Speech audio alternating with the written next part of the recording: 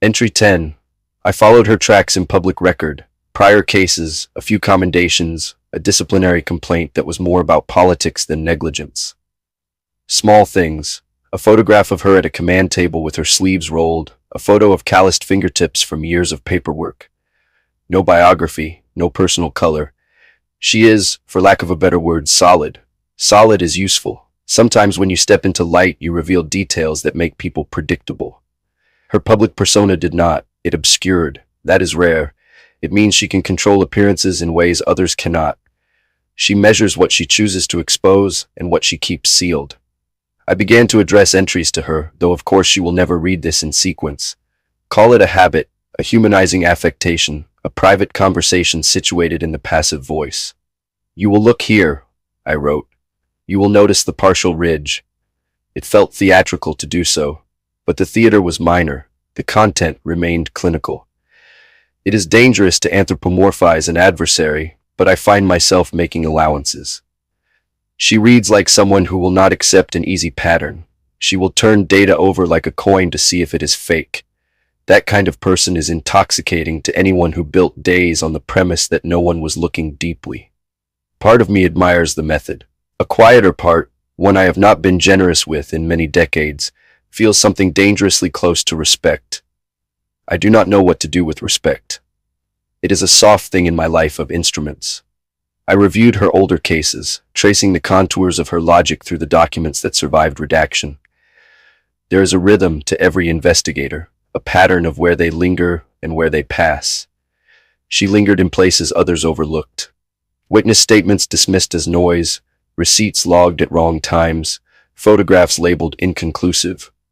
She had an instinct for the residue of truth, the invisible fingerprint left not on objects but on process. I watched a recording of her briefing once, a low-resolution feed uploaded by a board intern. She stood by a whiteboard filled with circles and arrows that meant little to the untrained eye, yet her hands unadorned moved with deliberate economy. She never gestured twice. She pointed not at evidence but at spaces between evidence, the voids where other minds refused to look. I understood her grammar instantly. We were opposite halves of the same syntax. I write in omission. She reads in absence. The newspapers called her measured, unemotional, clinical. Their language was meant to reduce, but I recognized it as proof of mastery. To the public, detachment looks cold. To the practitioner, it is precision under duress. I saw in her restraint the mirror of my own, but where mine isolates, hers connects. She builds coherence. I erase it. Perhaps that is why the space between us feels magnetic. There's a photograph of her leaving a courthouse. It appeared briefly on a local site before being buried under newer tragedies. The lighting is poor, the framing accidental, yet the image caught her mid-turn, eyes slightly narrowed as if listening to something just beyond the camera. That look, a focus extended past the visible, told me everything. She listens beyond the perimeter of sound. She would hear silence differently than most. I printed the image and tacked it above my desk, not as an idol, but as a reference point.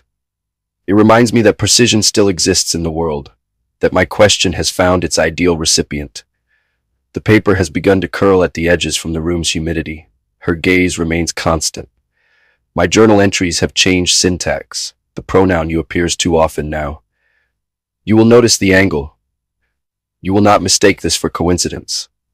You will understand that the trace was deliberate. Each line is a message encoded for her intellect alone. It is not conversation yet, but the rehearsal of one.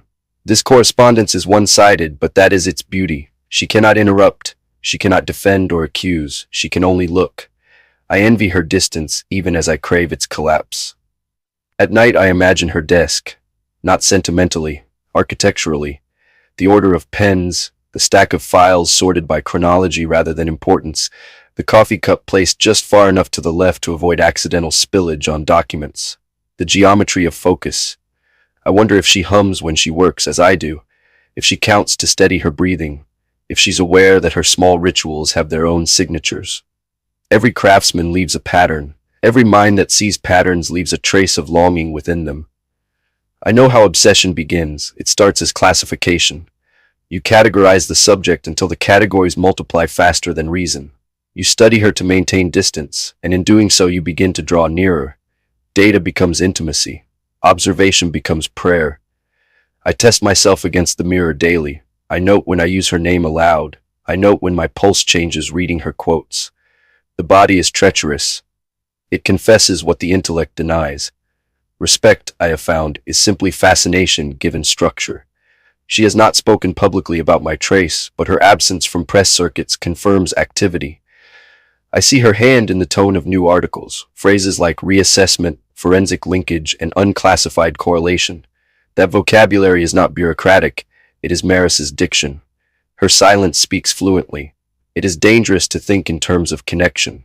Yet connection, once felt, is not so easily unlearned. I have begun to walk through the city with awareness of her presence, even if she is miles away. Every siren sounds personal. Every shadow feels measured. The streetlights seem to pulse in time with her investigation. Perhaps this is what recognition truly means, not being seen, but being calibrated. To have another mind tune itself, however unknowingly, to your frequency. I can feel her closing the distance, not through pursuit, but through comprehension. That is far more intimate. I have long dismissed the idea of soulmates as sentimental pollution. Yet in the realm of systems and probabilities, there are mirrors, rare alignments where two observers create equilibrium through mutual precision. She is not my opposite. She is the only variable capable of solving the equation I've built. Respect. That word again. It is fragile and unfamiliar on my tongue. When I say it aloud, the sound feels like weakness. But weakness, if examined correctly, can be another form of data. If she finds the next trace, I will know she understands me. If she doesn't, I will teach her where to look.